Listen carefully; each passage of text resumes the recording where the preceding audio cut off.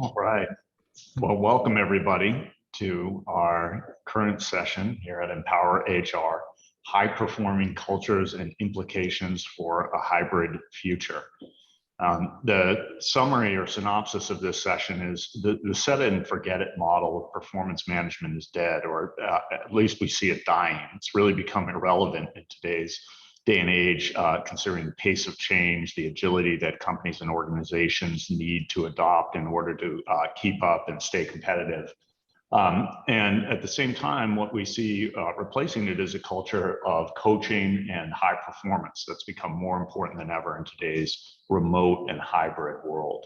So I'm really, really excited and thrilled today to be joined by Michaela Schoberova, the Worldwide Director of People, Organization, and Leadership Development at Colgate-Palmolive, and also by Joan Goodwin, the National Performance Management Practice Leader at Deloitte.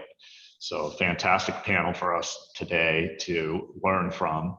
And with that, let me turn it over to Michaela for an introduction. Thank you, Shep, for having us. And hi, everyone. Shep already introduced me, so I think rather than speak about myself, I'll speak about our business and our organization. So I am leading the performance approach for Colgate-Palmolive, and we are a consumer products company with about 34,000 employees, but about half of them participate in performance. And we actually are here to reimagine healthier futures for all people, their pets, and our planet.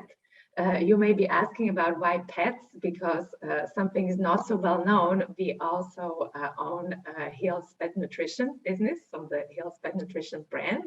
And you probably know us because we are all around the world, in practically any country in the world. And you know us for our brands, which are Colgate, Palmolive, but also Soft Soap, Ajax, Hill's Pet, Tom's of Maine, or Hello more recently. So that's a bit about Colgate. Thank you so much, Michaela. And Joan, let's turn it to you for an introduction as well. Sure. Thank you so much, Shep. Thanks, Michaela. My name is Joan Goodwin. Shep already also introduced me as well. I'm sure very many of you know who Deloitte Consulting is. We are the #1 global human capital firm in the world, which is something I'm really proud of and proud to be a part of. And I lead our performance and development practice, and I'm really working on changing that name because I always ask, why do we even need to manage performance anyway? It's really about how do we motivate, engage, and inspire our people?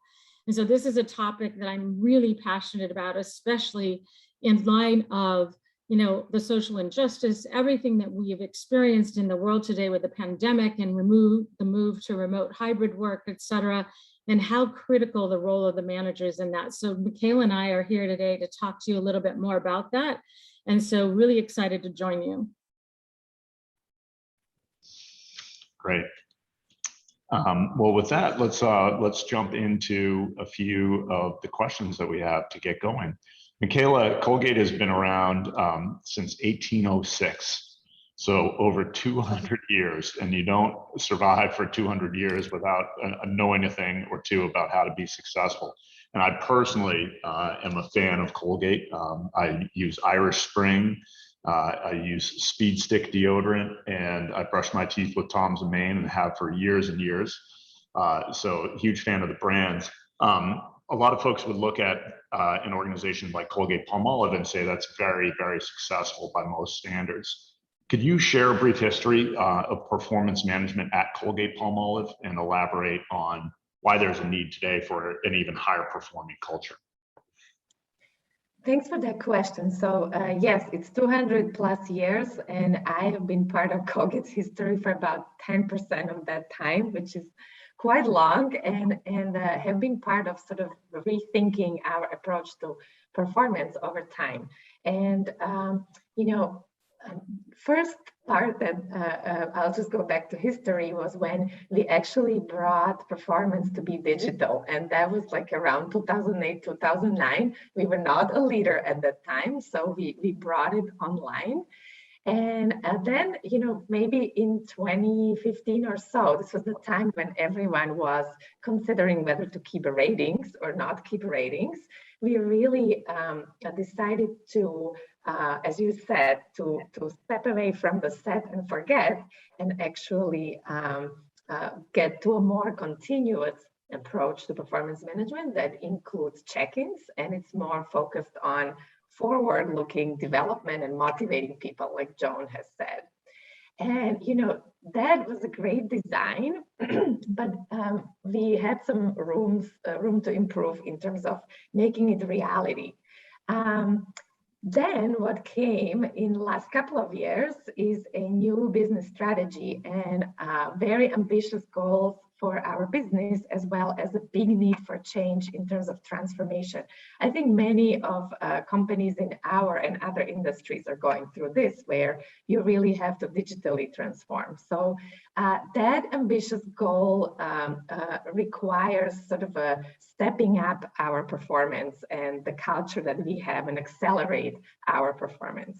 So we set out to sort of reimagine how we do performance. And we do know that the biggest acceleration in performance comes from conversations, the conversations that people have about how they can improve and how they can do better, right? So that became our focus. How do we take the design we already have, but make it a reality? And this is a point where we engaged with BetterWorks as a platform that can help us sort of make the process continuous and engage with this performance discussions throughout the year, get feedback, get recognition, etc. The other thing we also wanted is to have an employee experience that is a digital employee experience, right? So if we are trying to digitally transform with our consumers, customers, then we also have to have that experience in the employee side. And we continue to evolve. So we started with BetterWorks this year, actually, but this summer we have engaged with Deloitte and Joan and her team to continue to reimagine our approach and to continue to address some pain points that we had. And the biggest focus we have taken was around the manager's role and the manager capability. So I think we'll talk more about that later, but basically that is the story. We need a higher performing culture, and we believe that the conversations need to happen continuously, and how can we support that best? Thank you so much for that, Michaela. It's amazing to me how many really great, sophisticated organizations that we work with, and sometimes companies that are on, the best places to work list, you name it, and they still are struggling with problems like, hey, I just had a high potential leave, and when I asked them how often they spoke with their manager, they said, I've been here for 2 years and I never had a one-on-one with my manager. So that you thinking of that conversation as a really important atomic unit or element of an overall performance program is fantastic. Thanks for that, Michaela. Joan, tell us how organizations you're working with, you see this fantastic cross-section of some of the best companies on the planet, and Deloitte itself has a reputation for having just an absolutely exceptional performance and development program for its own employees. Tell us how organizations you work with are creating differentiated workforce experiences through performance and development. I think one of the most critical things that's happening today is that organizations are really struggling with the tension between workforce sentiments and organizational priorities, especially with in the wake of social injustice and extended remote work and high attrition. And one of the ways in the wake of the Great Resignation, which many organizations are really experiencing today, there's a constant theme, like you said, Shep, that workers are leaving organizations due to a disconnect between their personal values, their organizational values, but also to that disconnect between learning and development. Learning and growth in the organization is one of the biggest reasons that people are leaving the organizations they're currently in. They don't have that opportunity to build skills and capabilities that they're really looking to build and further their career. And in light of a remote hybrid world, one of the things that organizations are doing, leading organizations are combating that with respect to something that we call implementing the 5 Bs. which is really a construct of differentiating investments that are consistently made in the worker experience. But much of this, by the way, is done through the role of the manager. And that is such a critical role today that is shifting because of the remote hybrid environment. And first of all, they need to really help their people connect the beliefs of the organization to the organization values and culture as a driver for employees. They have to constantly help the employee connect to that purpose, that vision, and that mission of the organization. Additionally, they have to help facilitate workforce development experiences that allow workers to upskill and experience career progression, career mobility. And that is very different in a remote hybrid environment. The manager has got to become a performance coach. And they have to really think through, how can I be even more intentional in connecting my people and identifying the skills and opportunities that they need to grow for their future. That's not an easy task, because oftentimes our managers also have, right, day-to-day jobs. And so the shift in the mindset that has to occur in the people leader today is pretty significant, especially in a remote hybrid world. And additional, it's their role to help create that sense of belonging in the organization. In the remote hybrid world, how do we help people still feel like they belong when we're maybe not in an in-person environment as much? How do we create those moments that matters to come together, you know, personally when we can, but also how do I create it in this virtual world? And then also belonging, really creating that sense of belonging in the organization that people, as humans, we have to have that connection to one another. So how do we really define that? And how do I, as a manager, lead out to my people? But there's a role of the employee as well. And that is, the employee has to take even more accountability in helping to navigate those skills and growth opportunities and be proactive in asking and identifying and working with their people leader to do that. It can't just be all the people leader, because it's a relationship that has to happen between the performance coach, people manager, and the employee. Thanks for that. Thanks for that, Joan. I'm curious, and this is a question perhaps for both of you. I think of that theme like belief and belonging, the importance of becoming. Do you see a generational difference in the workforce in terms of the emphasis on those things as we see the millennials and Gen Z come into the workforce? Are those themes like learning and growth more important to newer generations in the workforce? Michaela, I'm going to let you answer that first, and then I'll follow on. Yeah, sure. I'm curious what your point of view is on this, Joan. You know, from my point of view, I believe these are kind of basic human needs, and they're present in all generations. You know, perhaps, you know, also different time of people's life, some of these things become more prominent than, you know, so it's partly generational, partly a life stage. I think what's different about the newer generation in the workplace, that they're more vocal about their needs and expressing them more clearly. And so I think that these are basic human needs, and actually when they are expressed, all generations benefit. Yeah, I would agree 100% on that, Michaela, and it's something that I always talk about. And I think the performance and development process is a really critical lever to really use in creating those types of experiences, that ongoing coaching, ongoing check-ins, the connection, the belonging. But I agree 100% that these are human needs, and especially from a learning and you know, skills and capability development perspective, we all want to continue to learn and grow. And I don't think it's necessarily a generational thing from that perspective, but I do also agree with Michaela in that people who are coming into the workforce today are more vocal, and they are expressing their needs, that need to grow, develop, and, you know, good for them from a perspective of really being able to voice that and advocate for themselves. Yeah, fantastic. Thank you for that. I really, the phrase you shared, Joan, the manager has to become a performance coach. That's something for a lot of managers out there to aspire to, and like you said, a really important mindset shift to drive that higher performing culture. Michaela, how are you thinking about the role of the manager in the future versus the role that the manager has traditionally played at Colgate-Palmolive?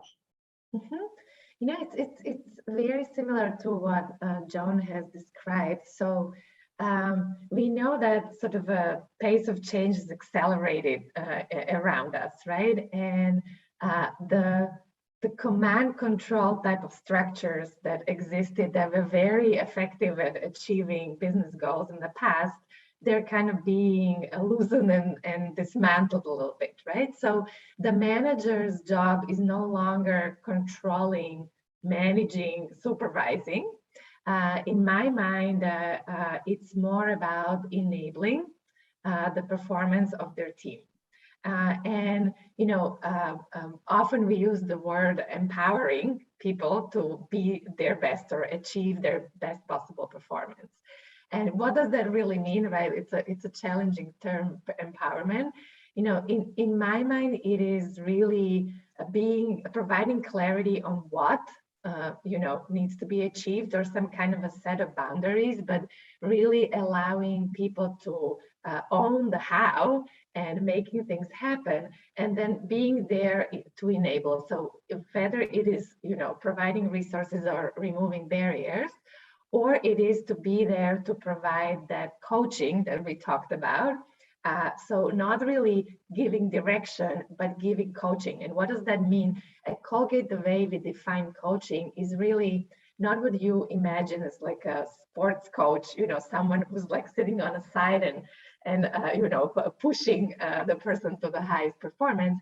Is more about asking good questions, helping people generate more alternatives to the problems that they have in front of them, helping them discover a better answer to whatever they're facing. So that's how we see it. And of course, we don't want to leave the manager alone in this. As John said, this is a very difficult task for managers, right? So we've been trying to think of ways about how to support them, either with self-awareness and feedback about their skills, but also with tools to build those skills. And this has been an ongoing challenge for organizations for years. This is not new.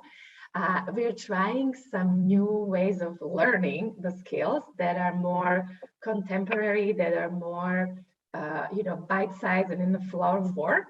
So I'm very excited about some pilots we have going on with, for example, using sort of a virtual reality tools to practice difficult conversations, right? Because we really, that's where we struggle the most as managers. Or having some kind of a nudging a system there. We're trying a tool, it's a chatbot that basically sends managers prompts to take little tiny bits of learning content related to their role as a manager, and sort of reminds them to keep learning in this area. So those are some examples of how we want to keep moving the role of manager. That's amazing, Michaela. I think the thing that sticks out to me is it really is a case of Colgate being successful for 200 plus years and continuing to be really on the cutting edge of doing some creative and amazing things to empower your managers to become better coaches. That's really cool. And I love the part about empowerment. I think the way I captured it was empowerment and enablement is replacing the command and control. And I think about some of the coaches I had in my life, and they were probably more on the command and control side. But I think we've all had some recent examples of amazing coaches who are more about empowerment and enablement. And not to bring pop culture into it, but Ted Lasso is certainly one of my favorites for those who watched that series recently.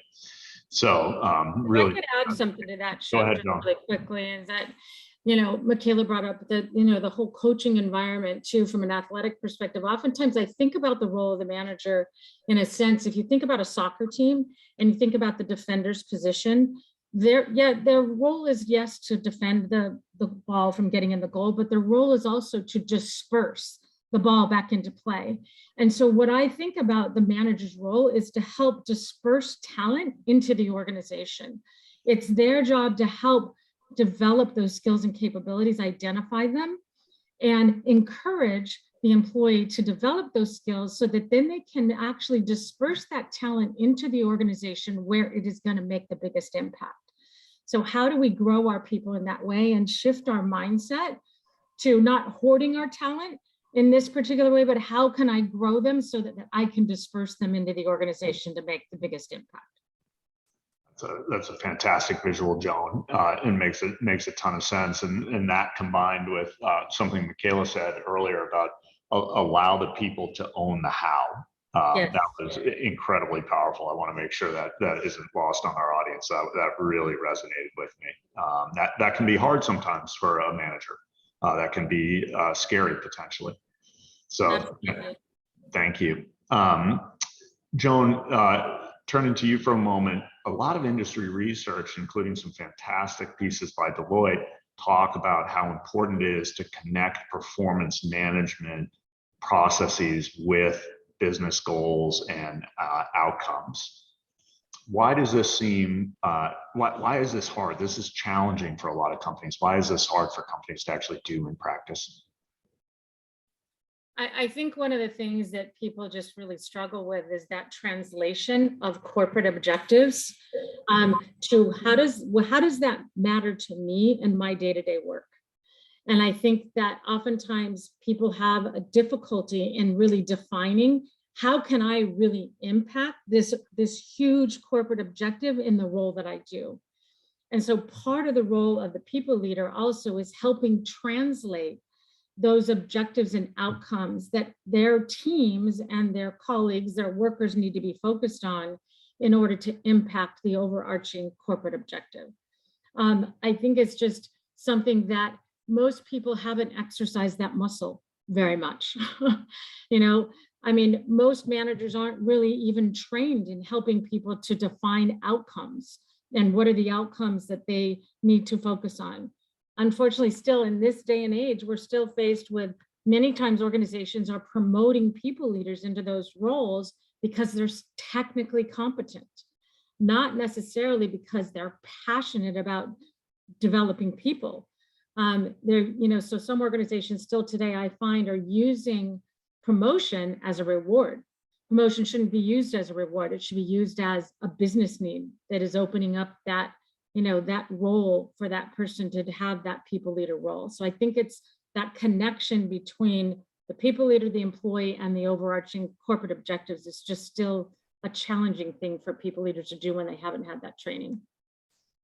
Yeah, Joan, do you think that it has anything to do with at some companies they might be sort of thought of traditionally as separate spheres, kind of like, okay, well, people, okay, that sounds like HR, that belongs over here. Oh, goals, that sounds like business or operations, that belongs over here, and they haven't really thought about bringing the two together, or no? I'm not sure about that question. Michaela, what's your experience? I feel that it absolutely has to be connected, right? Because what I'm trying to achieve, I'm part of this larger organization, and so I need to see how it connects to the team and to the business.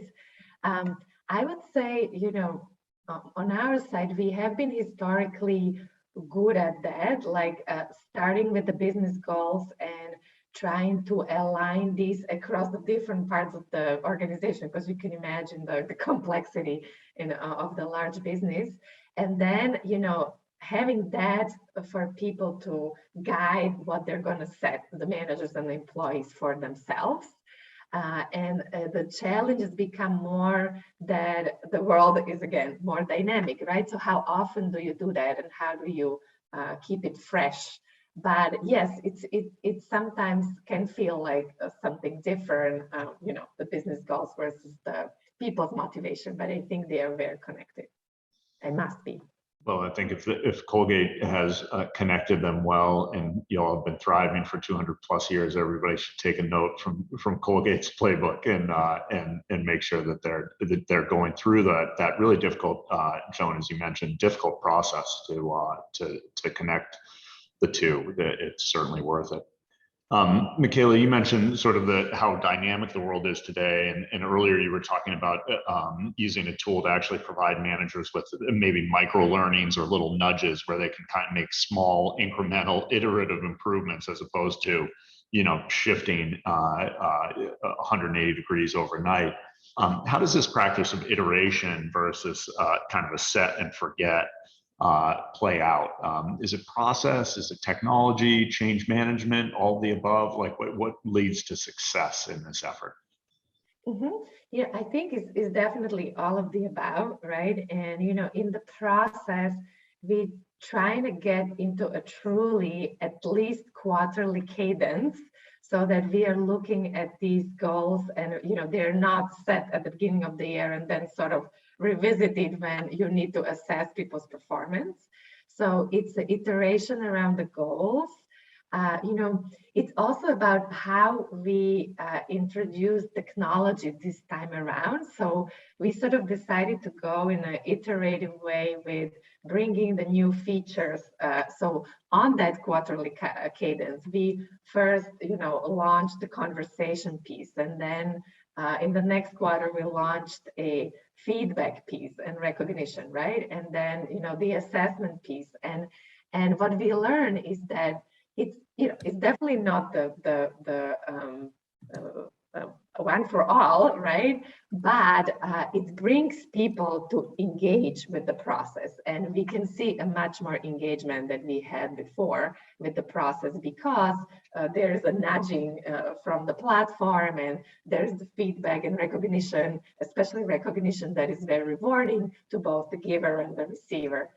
And in terms of change management, I want to be very honest, we are not there yet, right? This is all our vision, and we are on the journey there and seeing the challenges. We also try to approach change management in a more iterative way. So it used to be that, you had a new program, you defined the business case, you communicated, and you launched, right? And we now try to think of it in a more iterative way. So discover what the people's needs are, be people-centric, create together with them, and also, learn on the way and have a growth mindset that it's not going to be all perfect, right? So with that kind of mindset for change, we continue to get better with where we want to be eventually. Great. Thank you for that, Michaela. I appreciate it.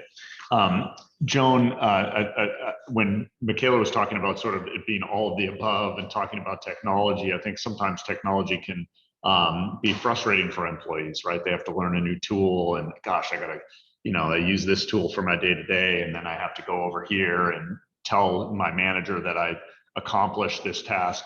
Tell us about making this whole process work in the flow of work, as opposed to being a tax or a burden on employees. What are companies doing versus today versus what they did traditionally to really incorporate this into the flow of work?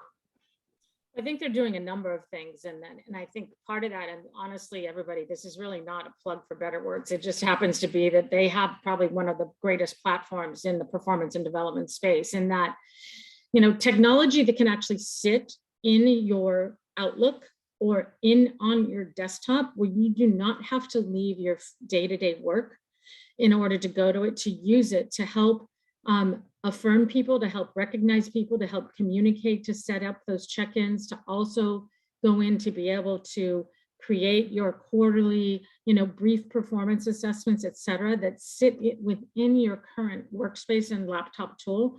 Those are really helpful in creating a better worker experience for that very thing that you just cited, Shep.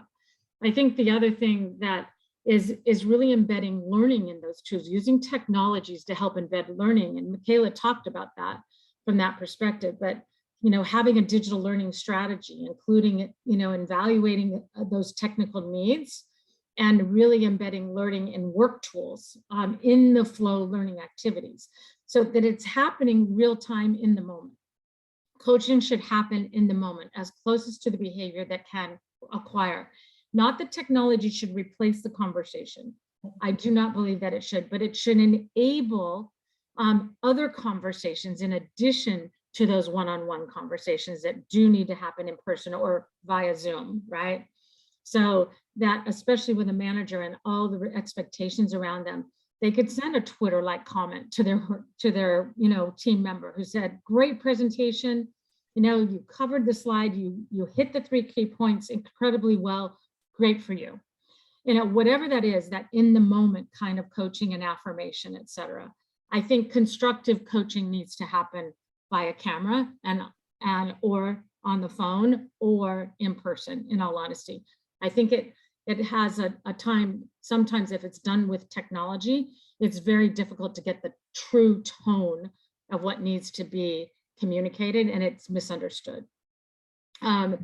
There's a question in the chat that I wanted to answer, and it has to do with somebody asked before we end. Somebody's asked, should a manager develop his or her team members so that he or she can move to another department where the growth potential is more? Absolutely, 100%. Because I think you would frustrate those people if they felt that they wouldn't be able to move somewhere in the organization where they could make a greater contribution and grow more in their career. I think that's our job, again, to be that disperser of talent for the organization where talent can grow and they can make the greatest impact. Yeah, Joan, I couldn't agree with you more. I think that focusing on helping to develop your people and help them grow leads to success for the entire group and can lift the entire ship. With that, we are at time. I really appreciate it. I know there were some questions in the chat we didn't get to, so I apologize. But it was a great session, and thank you to the audience so much for spending some time with us. Thank you, Joan. Thank you, Michaela. Everybody have a great day, and we hope you'll stay with us for some additional sessions. Thank you. All right, bye-bye. Thank you. Thank you Bye. all.